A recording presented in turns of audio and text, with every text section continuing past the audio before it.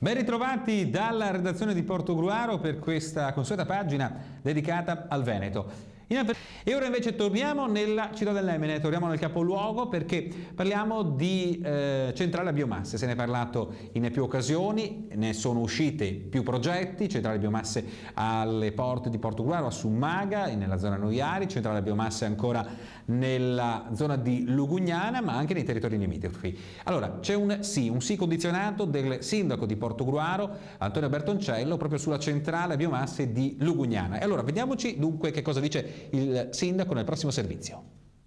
Allora, innanzitutto va fatta una precisazione. Le competenze sono regionali, nel senso che è la regione, al comune viene trasmesso solamente per conoscenza la pratica riferita alla richiesta di autorizzazione a un impianto di questo genere. Quello che io voglio evidenziare è che ormai abbiamo raggiunto il paradosso.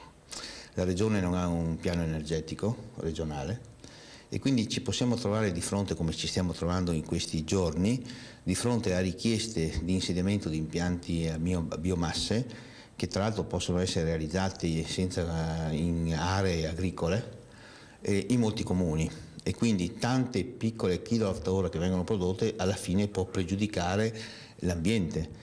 Io ricordo quella della Zignago a Fossalta, ricordo quella richiesta di Cinto, ricordo quella della Cereal Docks di via Noiari a Summaga, ricordo questa che è stata richiesta per Lugugnana.